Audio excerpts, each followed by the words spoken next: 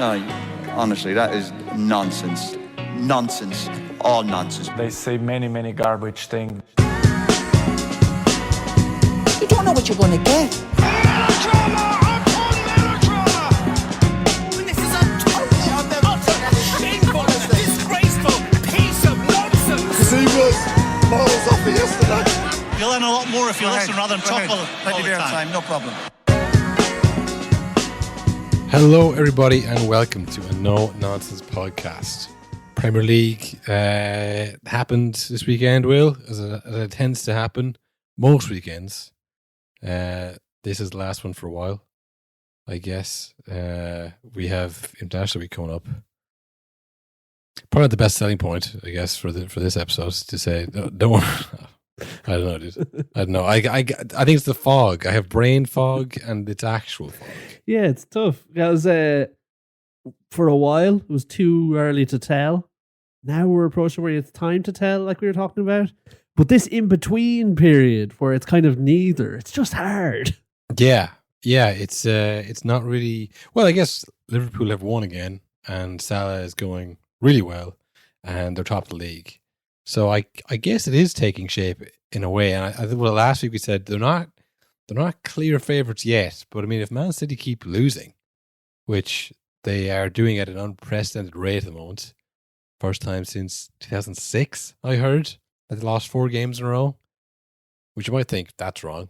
That definitely can't be right. But you know, you can go on like a non-winning streak. Like losing 4 games in a row is kind of mad, like for a team like City. For any kind of like, you know, big 6 team, you don't typically lose 4 in a row. You might, you know, break that streak with the draw there. You might be winless in 10. You might hear sometimes, you know, but they're already 10 losses. So yeah, it's really not looking good for City at the moment. No, definitely not. Like I said, you might think that's impossible. How could that be the record? But normally if a team loses 4 in a row, they sack the manager and then there's a new manager bounce and they turn it around. Well, they're not going to sack Pep. But usually the way it works is like last season with when United were terrible for a while and, you know, Ten Hag should have been sacked. But then they won like 2 games and all of a sudden it's like, oh, they actually are near top 4 and they actually have won the most games in whatever month that was, November. That's the way the big teams are. Like a losing streak for a big team is like 2 losses. Yeah, that's a crisis at a big team. Losing 2 in a row is like, what's going on here? You know, losing 4 in a row is, yeah, I guess it's so unprecedented that maybe they're still shell shocked by it. But are we going to be sitting here in February being like, or no, more likely for us sitting here March playing back our bad takes? Like, fuck, did we just say that about City? That's insane that we thought that. Like, are they going to go on the run and then get every back, go on a run and win it by like 10 points again? And this will just be the annual winter blip and then they'll come back in January and just blow everyone away. Yeah, I think once, like, obviously they're missing Rodri, but I'm sure they'll buy in January. Yeah, well, that is the difference this time, I suppose. Yeah, if they can buy, they've got money. Yes, but if you're thinking about City, if you're Martin Zubimendi, perhaps, are you thinking, well, maybe I'll just hang on, see what happens to those charges before I, you know, hop on to a possibly League One club this January? You know, maybe if it's not done by January, maybe I'll just hold off on the big money. Maybe I'll just wait till summer. If I'm still needed, then I'll join. That would make sense, but I think if I was Zubimendi or any other big name player like that City might want to try fix it, this is when you go, because when they get relegated down to League One, they're going to have to let you go. So you get 2 big money moves for the price of 1. This is a no-brainer for Zubimendi. Yeah, I guess you put that in the contract, a relegation clause. If we end up in League One, I get paid my full contract and I'm out. And if you have them over barrel like it looks like you do, then it's a win-win. Yeah, it makes sense. And now, I'm like you said, I wonder, will it be the usual blip? It feels different though because this is a bigger injury crisis than they've had in a while. It's a bit mad to see Pep struggling when like the squad is thin, because this is obviously the allegation or like the criticism against them. It's like, yeah, it is easy to change football and win everything when you have an A team, a B team, and a C team of superstars that you can just interchange. But when they all are gone at the same time, it's like, oh, I don't know if he's the guy to turn things around in a tight situation, do you know? Yeah, because what he's saying there, we won 6 last 7. Maybe it's time for somebody else to win the league. Yeah. Is he kind of giving up? Do you think? I don't think you can ignore the charges if you're him either.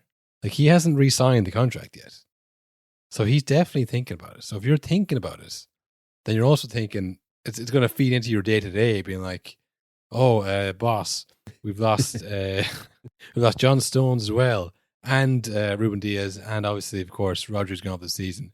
Are you like, all right, well, let's start putting plans in place now for next season? Or are you thinking, well, fuck it, like that's this season fucked, and sure after that, I don't know. Yeah. Like it's hard to like if you're not thinking past this season, you're just looking at this going, oh well, we're fucked. Like, if you're thinking in a 5-year plan, thinking, all right, well this is fine, we'll fix this and we'll move forward and we'll be back. But if you're thinking just this season, there's not much to look at to be kind of positive about for him. So yeah, I don't know. I mean, we talked about Walker last week. De Bruyne. The gaps between his yearly injuries are getting smaller. He's getting injured and coming back in more frequent times. I think he's getting more and more injured. What I'm trying to say. Gundogan, obviously he's back, but he's a year older than he was when he got those 2 winning goals. Did he do it twice? He got winning goals to win the league. Yeah, he was massive at the tail end of the season, whatever season that was. I think it was his last season there. So maybe he'll do that again. But you're wondering how many times these players can go back to the well and put out the fire for them. Like they'll need to go on another heroic run this year. And like I say, they've done it lots of times, so there's no reason you think they couldn't. But all we know for sure is that Roger won't be back, and that has seemed to have a huge impact on them. I mean, he's the rightful Ballon d'Or. You can't underestimate that. Yeah, it's just a tough one to see them turn it around, which is mad to say. But I will say they haven't lost 4 in a row in the league. One of those losses was in the League Cup, and when the whistle blew, Haaland and everyone on the sideline and Pep had a big smile. Akanji, yeah. They were smiling and laughing because they were so happy to be out of that tournament. So it feels like it's utter turmoil, but like they're still... I saw actually an interview with Pep with Sky Sports, and they asked him, like, how are you going to turn things around? You're not doing so well. You're not the most dominant team in the league at the moment. And he said, we're doing better than 18 other teams. Yeah, that's true. And that's factual. But I mean, they haven't spent the money you've spent. They don't pay the wages you pay. They don't have this world-class academy that produces frauds like Phil Foden. Yeah. There's many things that the other 18 teams don't do. But yeah, it's strange to see City with gaps in their squad because it's been so long since you've seen an imperfect City side. Probably before Pep came, maybe by Pep's second year, it felt like the squad was pretty airtight. They had a few blips in the Champions League, which usually felt like Pep's fault, to be honest. Usually felt like, well, why did look who he has on the bench? Whereas now we look at the squad and go, well, there isn't someone better on the bench. This is their best team, and they're not as good. And they are kind of such a well-oiled machine that when one part of the machine goes missing, the whole thing kind of falls apart a little bit, because they all rely on each other. So, yeah, I mean, and you see like to a lesser extent at Arsenal, where it's like when Odegaard doesn't, like in terms of a less well-oiled machine, less kind of fail-safes in their machine, they lose Odegaard and they're just like dropped to the table. Yeah, I guess the kind of control football that Pep plays does rely on everybody on the pitch knowing their job. And if you're missing, now they're missing more than one. But I mean, since Roger went out, even last year, they missed it for 3 games and didn't win a single one. So I guess that's the kind of drawback to this style of football, where if you're missing, even one key player, the whole thing can kind of fall apart. I hesitate to say House of Cards, Will, but that is kind of what I'm describing, isn't it? I wouldn't say a house of cards, more a structure of cards. A structure of cardboard cutouts, I wouldn't ever call it a House of Cards. That would be unfair to the man. But, A link in a chain. You know, chains are strong, but you break one. You know, the weakest link, the broken link, whatever. There's plenty of analogies for it, but I think it's the same with any great team. You take out their best player, they're worse, and we like to make fun of it, but the Premier League is probably the most competitive league in the world. So the Bournemouths and the Brightons will be able to, you know, come and take points off you if you're not at 100%, and that's just that's the reality of this league. You know, the shunt, I should say. It's funny because I wonder now that it's really affecting the Arsenals and the Man Cities, who all of a sudden their star players are injured due to too many games and just the non-stop football. Now, will there be real pushback to there being too many games? Will the clubs get involved now? Because I never thought of this angle of it, of where the too many games is obviously going to injure star players. They'll suffer for it. But really, it's only the big teams that's going to affect, where it's like they have all these players who play in every competition and internationally, and they play non-stop. This is where the rest of the league is probably going to pick up points now, because all of a sudden City are missing Rodri, Arsenal are missing Odegaard, and you have a team of lads who weren't picked for the international duty and they're all ready to go. Yeah, well, this is it. So there's that. Every other team is benefiting from the big teams losing players. But also it's kind of like climate change. Like people say, people always get injured. Sure, they've always played a load of games. There's always been injuries. So this is nothing new. Sure, you're just, you know, Arsenal have been injured for years, which they have. You know, they don't have, and you could even show them the hard evidence, Will, and they're like, well, sure, like it's cyclical. It's cyclical, you know. They're just soft players. You know, they're not hardy like they used to be. You know, so I don't think people will bother with this. I think the only way it'll change it is it affects the actual viewer. If there's a marked drop off in quality, where it's like this is terrible, and I don't think it will ever get that point, because even if it was, you know, for the exact same reason, people like the game used to be better. Like, you know, it used to be better in my day. People have always said that too. So no one even take heed of that. So even if it was actually worse, people are like, sure, that's just our lads thinking that, you know, the glory days are still happening. You know, so the other thing is ever going to change. I think FIFA will do as much as they can until it hits some kind of breaking point for them personally. But and like it's happening now. Like Pep is whatever, he's kind of checked out a little bit. Arteta's complaining, but sure, he's just a moaner. Yeah, he's always moaning. Not? Yeah. Klopp was always moaning. Oh, the 12:30 kickoff. They said to his face. Yeah. They joked to his face like, "You're an old moany bitch, aren't you?" Klopp, 12:30 again. And he left. He literally said, "Fuck management, fuck that hassle. I'm just going to become director of football for a multi-club ownership thing. The worst thing in football currently, you know."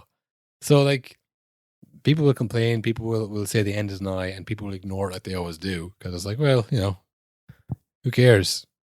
Prove it. And then if you do, it's like, well, whatever. I don't care. Yeah, but my team won this week. What do I care? Yeah, you're just bitter because your team lost. That's what it is, because typical City fan. And even like, you know, we're definitely biased, but even like, you know, non-biased reporters like typical Arsenal media typical Man United media, you know, because that's the whole thing of football. If you're watching it, there is, at one point at least, maybe not anymore, but you definitely support a team once, so you have biases towards them. So anything you say is surely a bias for their club somehow. So yeah, I don't know. I think it's not bad enough yet.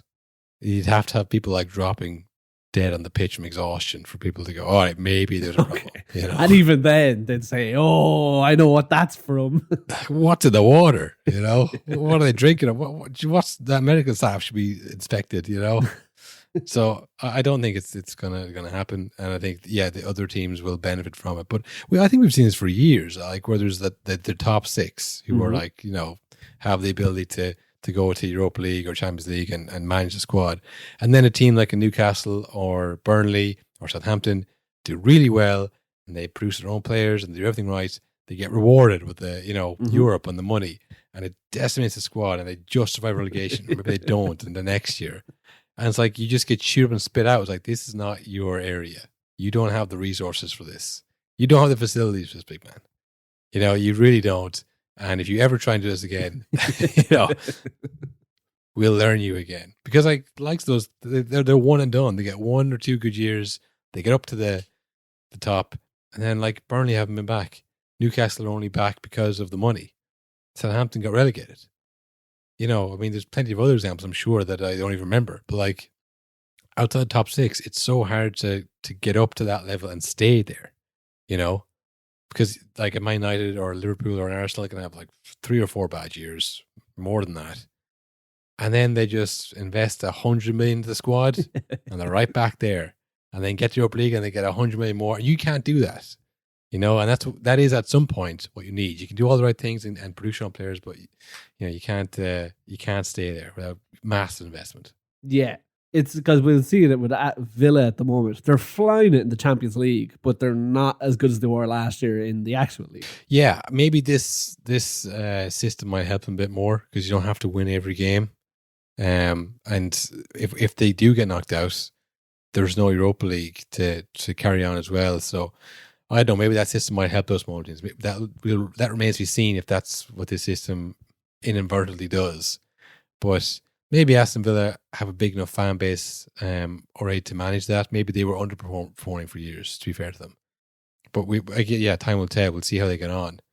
I think they've done well to not lose any players. That's always part of it too, I guess. You get to the Europa League or the Champions League and then you lose 2 of your best players and you have to try and, you know, cope next season with the Champions League and all the rest of it. So, yeah, I don't know we're going to talk about that, Will. I don't know how we get into that. Well, we were talking about how are Man City so terrible. Yeah. Well, what we should be talking about is how did Liverpool not win any of the leagues over the past few years? Yeah. And I mean, this is really going to annoy Arsenal fans. You know, just as their kind of case was building that the team against them, or maybe it helps them. Maybe now it's proven that officials are corrupt and they have biases against certain teams. Well, at least we know one guy does for sure. That man is David Coote. Oh, this we said it before the show. This is the exact type of clip this podcast is all about. This is sensational stuff. Unbelievable, yeah. Really. This is I mean, the guy's career is ruined. Mm-hmm. Maybe we just play the clip because we were just talking about it. Like we'll play the clip in full. This is David Coote. Looks like an afters at like 4 a.m. And he is spilling the beans on everything. Wide-eyed and ready to talk. And he has pictures of himself as well, just in case people are like, "Oh, that wasn't me. That was someone looks like me. That I would never do that." He has pictures of himself on his phone. So, we'll play the clip. This is David Coote in a tell interview at the 4 a.m. afters. What did you think of the Liverpool game earlier when you were fourth official? Liverpool was shit. What do you think of Jurgen Klopp? Cunt. Absolutely. What would you say? Why would you say that Jurgen Klopp was a cunt? Aside from having a right pop at me when I ref them against Burnley in lockdown, then he accused me of lying and then just had a right fucking pop at me, and I've got no interest in speaking to someone who's fucking arrogant. So I do my best not to speak to him. Milner's alright. I get on with so James Milner. You get someone James Milner. You can see me there with mask on. Yeah, mask on, obviously. Yeah, COVID got to be done. Social distancing, right? We're 10 metres apart. We have to social distance. Yeah. So, but oh my god, German cunt, fuck me. Long story short, Jurgen Klopp's a cunt. Liverpool are all fucking bellends, and we hate Scousers. Right. Like, just to be clear, that fucking last video can't go anywhere. Seriously. He's a Premier League referee. Let's not fucking ruin his career. Like, let's face it, we're good blokes, but we can't ruin a bloke's career. Like, we're not that bad. Also, he's a fucking legend. So yeah. So let's not ruin his career. I mean, of all of the sensational stuff, obviously, like the Klopp thing is bad, the Liverpool stuff is bad. pulling up proof that you once stood beside James Milner is amazing. Well, what I instantly thought of was, that clip of James Milner in the Starbucks. The guy who's losing his shit, like he cannot believe it. And the caption is, "You'll never guess who he's looking at." It goes to like a bashful James Milner, be like, "Please give me my large decaf Americano, please. Let me go." But yeah, James Milner sound. The rest of them cunts. Big German cunts. Arrogant cunts. You cannot be caught on video calling anyone in any form of work, any line of work. You cannot be on video calling people cunts. And the worst thing is, like, I mean, he was a bit of a cunt the last season, So like, it's not even that like, oh wow, this guy has a, it's not unfair criticism, you might say, because the one where he called the ref a liar and then they released it. They didn't release the tape, but they reviewed the tapes. Like, well, that never happened. So he was actually done for the things your man said about him. So all of it's true. Well, not all of it's true. I guess it's a judgment on Klopp's personality, saying he's a cunt. But the lying that he did do that before, he has priors in that. But he's still ruined his career. Yeah, because he's still fucked. Because he did it into someone's phone. And the worst bit, I hope we play the whole clip there. Oh, we will. Where he says, "Just so you know that this goes nowhere." Yeah, that last clip doesn't go fucking anywhere. If you have to say that on video, you are so fucked. Who are you saying that to? That you think that's like, No, do you know Jesus, what? like I totally understand, because I tell you, if I ended up randomly at afters and got talking to a Premier League VAR official and he was against spilling all, I would 100% send you a video. Yeah, but he was aware. He was like, yeah, I'll go on video, I'll go on the record, but don't show it to anybody. It's like, what do you think he's going to do with the video? Just watch it back. Like, he's talking to you. He doesn't need any video evidence of this. He needs video evidence to show other people. The only reason he's recording you is to show other people that this doesn't go anywhere. It's like, that is not in your control anymore. You've gone on video and to a guy you don't know that well. I mean, yeah, he thinks you're a legend, but like, you're fucked. Even that arguable, I think he's openly mocking this man, like laughing at him. I mean, you can't ever referee in the Premier League again. Whatever, even saying about Klopp. He also says in that video, Liverpool are shit, and at the end of the video, Coote doesn't say it, but the other guy speaks for him and says, "We hate Scousers." He doesn't push back on it. Yeah, no, he doesn't go, whoa. Well, I didn't say that. He just kind of went, yeah. Anyways, that's a confirmed conspiracy against him, because like, unless this referee is like, a rogue referee that like no one else thinks these things, which would be strange.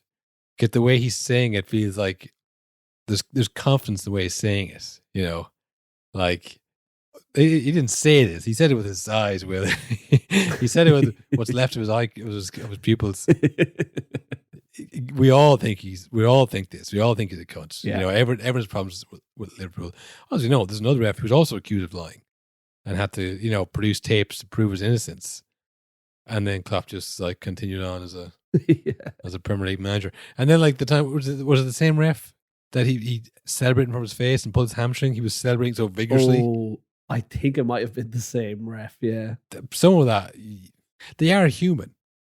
They're not robots. I mean, the VAR is a robot, and that gets it wrong all the time. But I mean, the humans operating the VAR and on the pitch and the fourth officials. I mean, fourth officials is probably the worst job of all those three, because you're like, oh yeah, you are like the customer service person for the company. You're getting it in the neck, even though you saw me not make decisions. The ref and the pitch made decision, or the VAR guys. I'm literally I bring on the subs and bring them off. Why are you shouting at me, Klopp?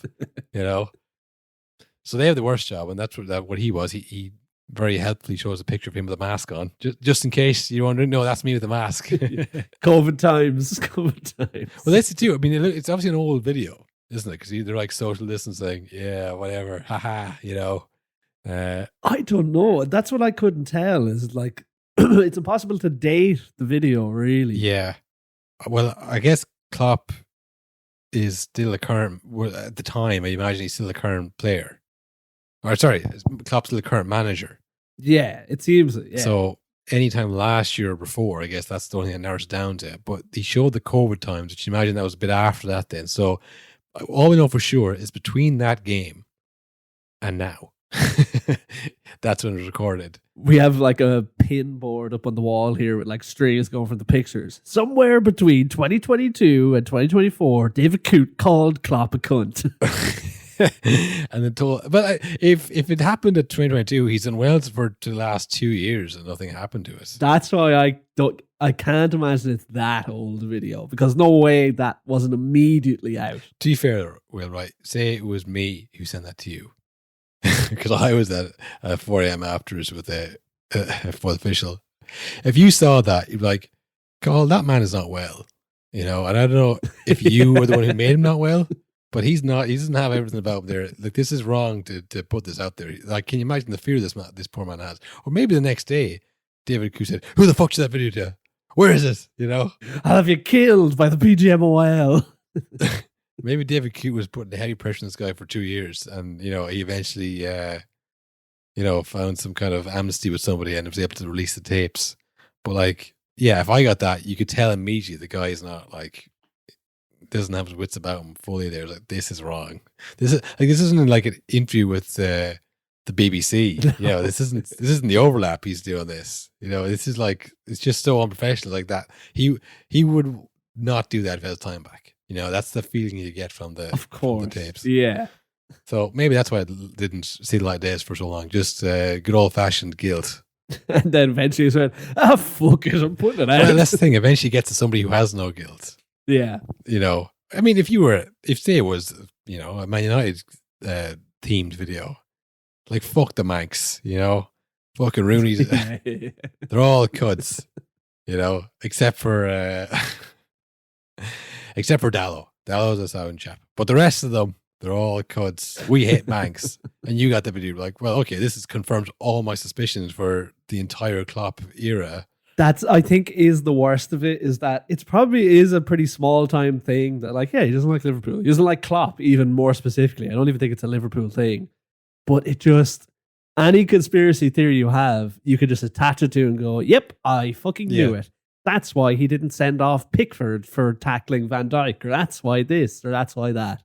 Whereas really, every ref has about 50 calls like that for your team, because that's just the way it is in the Premier League.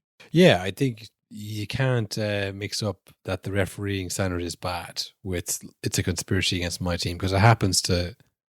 I mean, we love mentioning how many apologies Brighton got during their best ever period. They're just an irresistible force, and they kept getting screwed by VAR for lines not being drawn and stuff like that. That wasn't somebody who hates Brighton. Yeah, well, maybe it was, but we don't you have to examine the decision that went against Arsenal and also against Crystal Palace and also against Burnley and also against Sheffield, I'm pretty sure, as well. Remember, I saw that clip. The Wolves as well. Yeah, I mean, I saw that clip of a goal being disallowed by VAR when Pochettino was manager of Spurs. Yeah. So it's been around that long. I think you could probably go through every single team in the Premier League who's had something 100% really bad against them.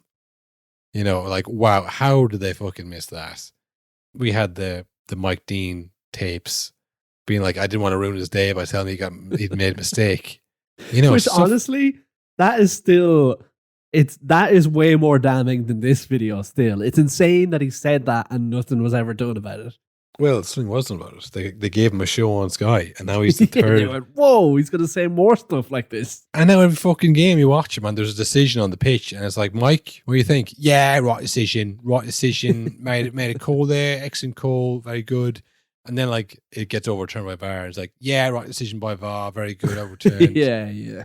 He doesn't even make any fucking hot take because they're all mates, which he went on record to say, and they're still all mates. So he's not going to. He's getting paid a salary by Sky to say nothing after coming out saying, "Yeah, I never make the right decision because they're all my friends. So why would I do that?" And now he's on Sky telling us what he thinks the decision is. Well, sure. What is the value of that? It's not worth the paper's written on, his opinion. I think that's probably the main thing. But thoughts and prayers to David Coote. I don't know how. I mean, imagine the fear he has now. This fear's been building for at least a year. You know, probably. Oh yeah. It is funny to imagine as well him sitting in the training classes, the communication classes with the pilots and the fighter jet pilots and all that about how to communicate effectively. And the back of his head, he's thinking, "Oh, I'm so fucked if that video ever comes out." Well, maybe they end every meeting with, and of course we hate Scousers, and then they'll leave. You know, so maybe. Yeah. No, it's shocking. No, you know that one, the NBA ref who got done for fixing games for money, because you can much more effect on in the NBA because it's non-contact, so you can just but it's non-contact, but it is, so you can just decide which one is a free or not, so you can really affect the game. You know, NBA didn't cease to exist, didn't fall into dispute, and he openly came out and said, "Yeah, we were betting on the games, and I was making results happen." And I was, I as bad as this is, it'll just be like another fucking gobshite as a ref. What's new there, you know? Yeah, there's been worse. There's been more outwardly damning stuff. I mean, fucking not long ago, Nottingham Forest were claiming, went on record saying that a referee is a boyhood supporter of a certain club, so we couldn't referee games, things like that. There's so many things going on with the refereeing body, it feels like, in the Premier League. This is barely a blip. That was this year, wasn't it? They had Clattenburg as a refereeing consultant. Do you remember that whole debacle for 2 weeks? And then he was sat beside Howard Webb in the stand, and and he just resigned, and then it's all right. Well, that was weird. Just life goes on. Once again, we've said it before, but if these videos and things were happening with a foreign league, like the Serie A or Bundesliga, you would think that league is a joke. You would. You'd write it off as absolute corrupt nonsense. With the reigning champions facing charges, refs come up and yeah, we hate Liverpool. You know, because we were only half talking about it the other week, but I think Fenerbahce don't get the fair rub of the green in the Turkish league. Yeah, and we kind of think, that is. It's kind of people's view, but it's not it's shocking. I can't believe this. It's kind of tired of that. Yeah, well, of course it's corrupt. It's it's a different country. There's a bit of that. There's probably they're not upstanding like us. Probably every other country has looked at the Premier League for the last years, going yeah, well, I mean, it's England. Obviously, it's fucking a bit corrupt. Brexit. Come on, come on. It doesn't take a genius. No, that's not right. They hate foreigners. Come on. So it's funny. It's funny how people perceive things that you perceive in a different way. Big time. But I think the biggest loser in all this is David Coote. I think everything else will remain the same, and he'll never ref another professional game in his life. I'd say he'll be blackballed. David, in future, go home. You don't need to go to the afters. Don't be going to people's kitchens. Yeah, it's never going to get as good as it was an hour ago, David. That's my advice. Go to the second place. Don't go to the third place. I know you think that guy is sound. He's not. Yeah, that's the drugs, David. That's what that is. That's the million beers you just had that you think that guy's cool. He's not. He gets his phone out. Then it's time to leave. Then go, you know what? I'm actually going to get a taxi, boys. Well, no taxi. I'm going to walk. Yeah. All right. Best of luck, lads. You just got to get out of there. Once they start taking a phone out, you've done something stupid and it's time to go. Anyways, speaking of doing something stupid, Arsenal lost again. So idiots. Why didn't they not do that? Well, I was going to say Arsenal. I was going to say Man United decided to get rid of Ruud van Nistelrooy, and he's unbelievable. He's the best manager they've ever had. Yeah. But I think we already did that bit last week. Yes, so we did. Maybe but they did well. 3-0 win against the mighty Leicester, former league winners. Oh, I mean, with each passing game, it does feel like, God, United wasted a lot of time there in the last year, didn't they? I know they won the cup, but it feels like they could have been winning games a lot earlier if they had have moved a bit quicker on the manager thing. Because just putting Bruno at the 10 and have two lads behind him. That seems like the most obvious thing ever. But until you actually see it, you go, yeah, I knew that would work. Ten Hag's actually just texted to say 2 cups, Will. Oh, sorry, yeah. Yeah, he just texted in on the hotline. On the there. hotline, Just, yeah. It's You can text as well, folks. Let us know what you think of the episode so far. What we've missed out. We are, of course, live, so you can text in whenever, like we always say. Yeah, text in what song we'll play at the end of the show. Any shout outs? We got two songs to play today. Your choice, texter's choice, listener's choice. We got Gorillas in the Mist. Little clip there, Will. Yeah, for the fog, of course. Oh yeah. Or Will, the second song we have. You want to tell this what the second song we have is? Another fog themed song, perhaps. Another fog themed song. Smoke on the Water by Deep Purple. Smoke on the Water by Deep Purple. Two contrasting genres there, but both kind of misty. You know, we are honestly wasted on a podcast. Radio would be so good, wouldn't it? I know. I can't believe RT didn't get in touch with the two Johnnies to give up their spots. Their loss is the Ultra's gain. If you want to become an Ultra, link in the description of this episode. Sign up $4.50 a month. You get all the bonus episodes. I mean, we are in the International Week now. Yeah, this is where we thrive. Ireland, England, Ireland, Finland. We'll be doing a second bonus episode during the week, whenever those games are on.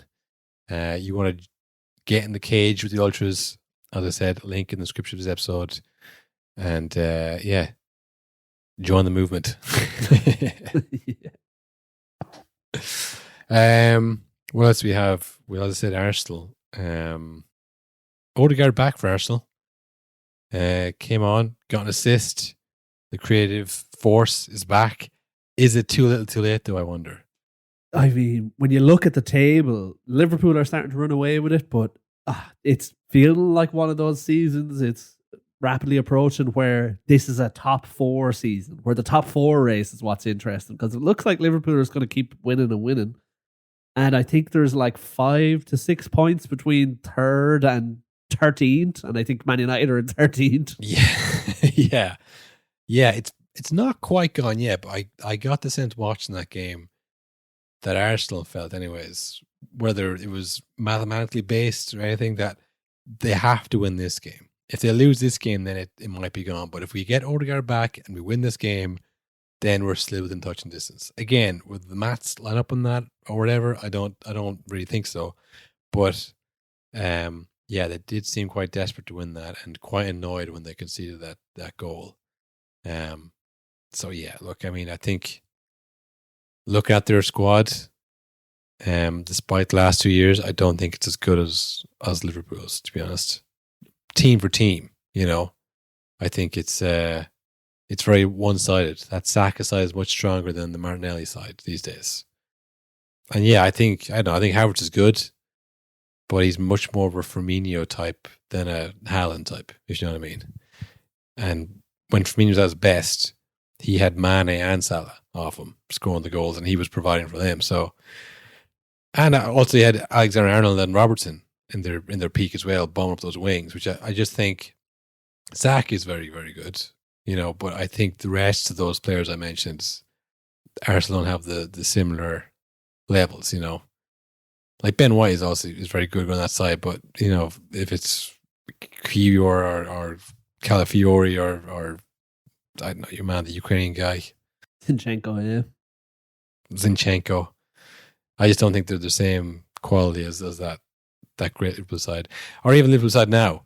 You know, I think Luis Diaz and Gakpo are probably better than Martinelli as well. So, yeah, I don't know. I think it's probably Liverpool who are favourites in my mind. Arsenal, even if they get everyone back, even if everyone's fit, I just don't think they're as good as that Liverpool side is these days. So, no, I think over the last 2 seasons, Arsenal were nearly there at the end because of a huge effort from everyone all together to be like better than the sum of their parts. Like, we can actually win this if every game is a final and everything like that. But it's, you just don't get that urgency from them at the moment, I think. And maybe it'll be different this season because City are dropping points, and maybe Liverpool now can relax a bit because other teams are dropping points. So maybe you don't need the 100 points to win the league like you have over the last few years. But I don't know. It doesn't feel like this Arsenal team has another title charge left in them this season. Maybe under this manager after doing it 2 years in a row and coming up short. Yeah, I think it's going to be interesting to see where they land at the end of the season. Because this was it's because you've made kind of two pushes. The first is like, oh, young team, they're building. Last year, then it was good, but not as good, and they've actually got rid of some of the players from that first team, like the Ramsdale and Smith Rowe. So it's like, all right, you've had a young team, you've streamlined this, you're building, and now you've gone backwards again. It doesn't really feel like progress. It doesn't really feel like, oh no, they're almost there. It was like, well, you've kind of gone backwards this year now, and like same with some signs you've bought haven't really worked, and yeah, I don't know. I think it's it'd be mad to sack Arteta at the end of the season because of the period between him and Wenger, and even the last few years of Wenger. Like it's that feeling of like having to start all over again. I think that's what the Man United managers was all those times, like sacking Solskjaer, sacking Ten Hag even. It was a feeling of like, oh, we have to do it again now. We were back to square one, and we're going to get rid of half the squad, and you're 5 more years at least away from a title. When you feel like, oh, but maybe we're just one player away, that's much better than feeling like you're miles away, lads, and next year isn't going to be any better. It's going to get worse before it gets better. It's just like no one wants to hear that. So I think whatever happens, they'll probably keep Arteta just for that sense, like maybe he can do it, but it is increasingly looking like a bad imitation of Pep. Is that unfair to say? Yeah, it feels like, them coming so close, people do forget that them, when they were coming close to win that title, that felt like unfathomable for 3/4 of that first season, and last season people were more accepting of, Arsenal could probably win the league. But I think that was the peak, and that's no small feat to get them to there. But I don't know, I just can't see them going above and beyond that now. I feel like you did it. That was as good as it's probably going to get under Arteta. Yeah, like when I say a bad imitation Pep, I mean like that's unbelievable. And most people can't do that. Mainly because it didn't work with Pep, I suppose, but also just they don't have that kind of drive and that discipline themselves. But like, it's just there's that X factor that maybe Pep has, and maybe it's the money. But Arsenal spend lots of money. I don't know what it is. And yeah, that's probably a fair point. In the first year when they made that leap to like title challengers, I don't know if I read a single prediction saying that Arsenal were going to be top 4. Yeah, exactly. Because the previous years they'd been outside the top 4, and to win the title was completely unfathomable. And in the end, it was. They didn't. So that first year was like, wow, this is unbelievable. Arteta for life. Surely now he'll press on from this. It's such a young team. It's the youngest team in the league. Saka and Martinelli want to get better. But, it hasn't really played out that way. Jesus also seemed like he was going to be the answer to the striker problem since losing Van Persie, which, was a bit premature by me and others. But, like, that's the thing. When it was such a shock, your mind starts to run away. Like, whoa, we could be back. We could be properly back, And now you look at it 2 years ago, well, we've made no progress. We're going nowhere. Yeah. But when you think of where he was 3 years ago, it's that relative jump is huge. So, yeah, I think the Arsenal board will probably look at it in a very clinical way and say, is there somebody better who we think can bring us more success? And like, if they get Champions League, that would be huge for his job, because that's the money, that's the prestige, that's where the real money is, being one of those top Champions League teams. So I think if he gets Champions League, to be fine.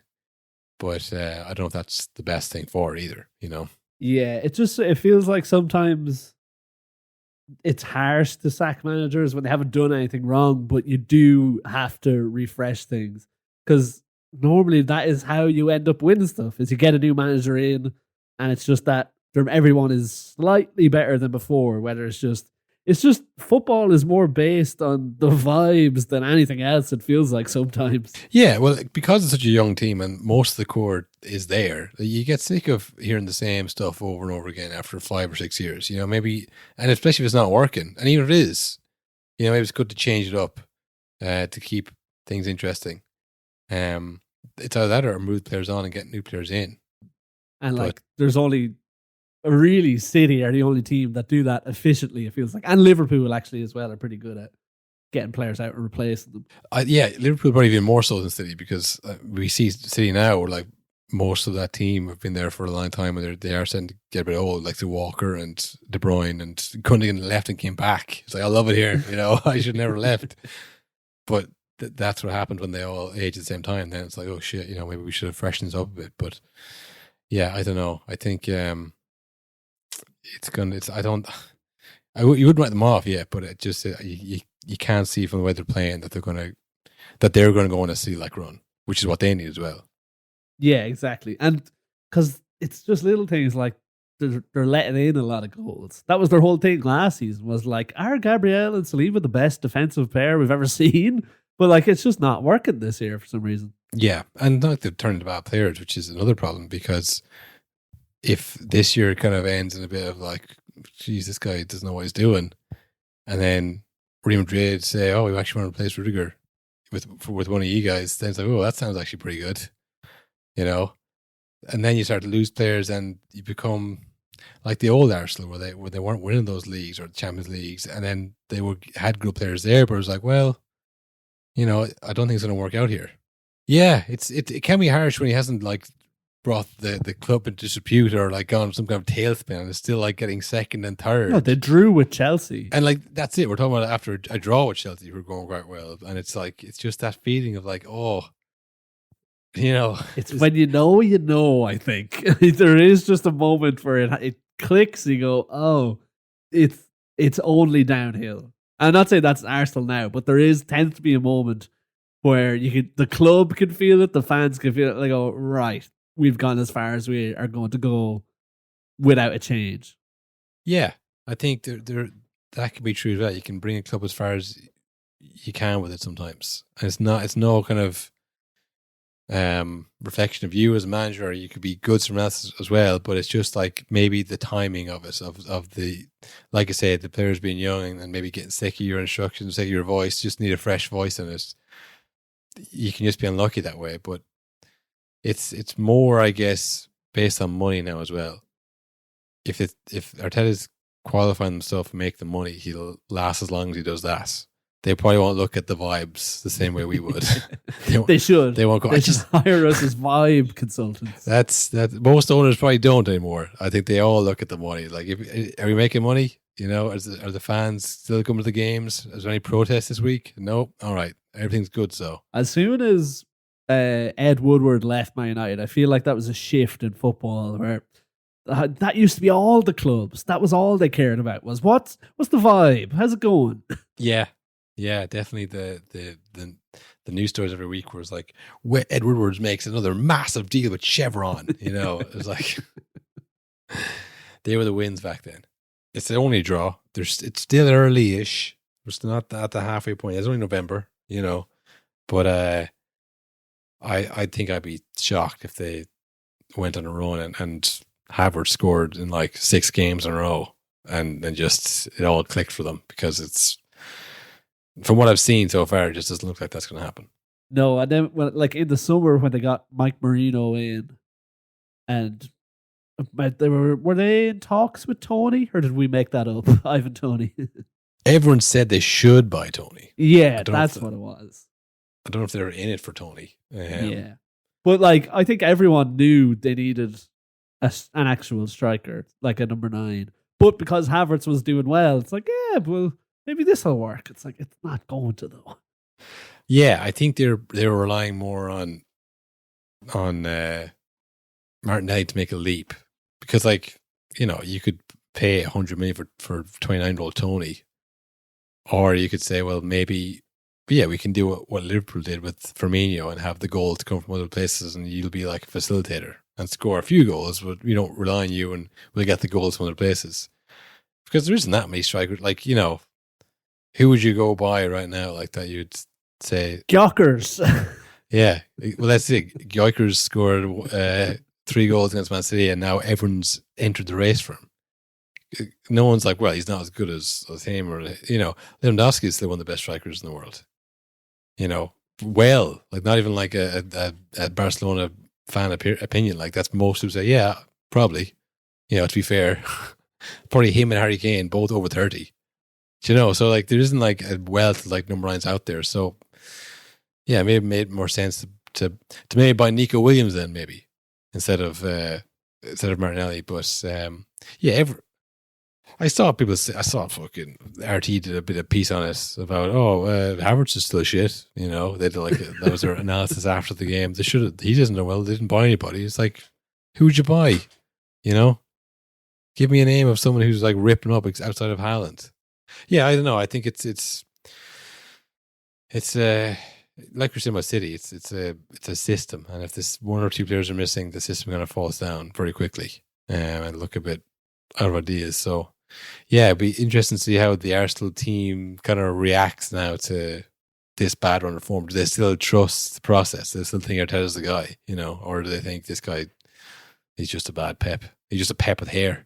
See, I think it's tough as well when things like the results aren't going your way and the football you're playing isn't exactly like thrilling. Like you're not just free flowing. Like the way Klopp played with Liverpool last year, it was just like, just fucking go for it every game. I think when things start to turn results wise and you're kind of like just keep possession in a lot of games, players do turn on that pretty quick. That's when you start seeing heads dropping and tools being down. Well, what about Spurs in that sense then? Oh. After knocking City out of the cup, convincing win last week, and then Sammy Smodics wreaks havoc. Overhead kick. They're like the opposite of Arsenal in many ways, but with the same problem that they can both only play one way. They can't change it. Has any to be fair, has any team been able to do that? I wonder. Just like, you know, play different ways against teams, or is it just one team has vastly better players and, you know? Yeah, it does feel like you really perfect one system, but you only have time for one system a week. Yeah, like to say, all right, this week we're going to play, you know, counterattacking, whereas you've been working on set pieces, you know, all year, and you actually forget that, lads. We're just going to run at them. You know, maybe it's not easy to do that, but Spurs have scored the most goals in the league, and they're 10th in the league. I think so, yeah. Which is only like 3 points off fourth, I think. Yeah, for now, Will. For now. Yeah. What I mean, you keep winning a game and losing a game, you know, or losing 2, winning 2, or winning 2, losing 1. Like you're going to stay in around that area. You might get up to 7th, but like you're not going to. You need to be a bit tighter than that. But do you think Ange will last? How is the question? Who lasts longer, Ange or Arteta? Oh, that's actually I think I could see Ange going first. But I don't think he'll go anytime soon, to be honest. But yeah, because like you said, they do tend to win a game, lose a game. It's tough to sack a manager when that's the case. We always say it's 3. You need 3 in a row. Yeah, at least, you know. Sometimes not even then. I mean, that was Ipswich's first Premier League win since 2002, I think I saw. God damn. Like, that's not good. Of course it came against Spurs, though. Yeah. Jesus. Like, they could probably beat Real Madrid in their day. 100%. 100%. You know, but they would equally go and lose to, like, you know, Hoffenheim. Yeah, absolutely. Away, of course. You know, but they're a strange team. And incapable of any kind of change, which, you know, you like to see. Yeah. But honestly, refreshing. What else was there? Was there any other things you missed out? I mean, we mentioned Liverpool there briefly. They're doing it, Will. They're pulling away. They're going to win the whole damn thing. If they pull away, win this league, picture this, right? So they win this league at a canter. Then it comes true. Man City kick down to League One. You know, maybe not officially, but technically all their leagues don't mean anything anymore. all of a sudden, Liverpool are going to start feeling like, oh my God, have we been living in a golden age without realising it? We're like the best team in the world. The only team that was beating us were cheating. Yeah, and throughout that entire time, Man United were rubbish as well. I mean, they've got it all going for them. They're like they really were the best of times. You know, I don't know. I just think that the Van Dijk, Salah, Alexander-Arnold thing is the only thing that's bad at the moment for them. But like I said I think it was on the Patreon, that might be what wins them the league this year, because it's fucking lads, this is our last chance together. The three of us. Yeah, wherever Van Dijk or Salah go, or even Alexander-Arnold. I mean, I think it's like it would be nice to win one more. You know, I think only because that's like, it's funny because it took Liverpool so long to win it. And now it's like, well, yeah, you won one, in 6 years. Well, that's why you should never actually worry about what people say or try. Because there's always going to be something people will say. Well, and the funny thing is, who's saying that?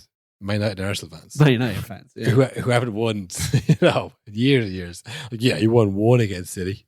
Fucking pathetic. Yeah, you call that a rivalry. Even if you think of United's dynasty of winning 1 million leagues in the space of 20 years, do you know what people say about it now? It's like, yeah, but that was ages ago. Do you know what I mean? It doesn't matter. It doesn't matter what you do. It's never going to matter to the people who don't like you. Yeah, and when Liverpool were during the 2000s, it was history. Oh, where you watched? Yeah, History Channel. Is that where you watched Liverpool games? That's a classic one. That was ages ago. That didn't happen recently, so basically didn't happen at all. So yeah, there's always something that someone can say against you. Like, I tell you what a real rivalry was: Keane and Vieira. It's like if you're worried what those people think, that I got news for you, pal. They're all listening to this show. If you're worried about the no nonsense faithful think about you, but no, we are worried about what the nonsense faithful think of us. We're terrified. Well, concerned. Get in touch. Let us know what you think via email, direct message. We're gonna put Will's home address here up in the description episode as well. So send him a letter or a pigeon. Yeah. If not, if you think emojis speak louder than words, give us 5 stars on Spotify or don't rate us at all if you're not going to give us 5. 5 stars or nothing. Crucial. Actually, the rating system doesn't really work. It only accepts 5. Yeah, we're not in this for constructive criticism. No. We're in this for trying to get up the charts. I think that's what that does. I actually don't know.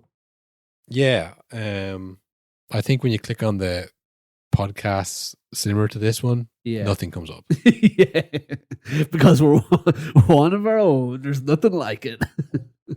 So, which tells me, Will, that we're not in anybody else's recommended either.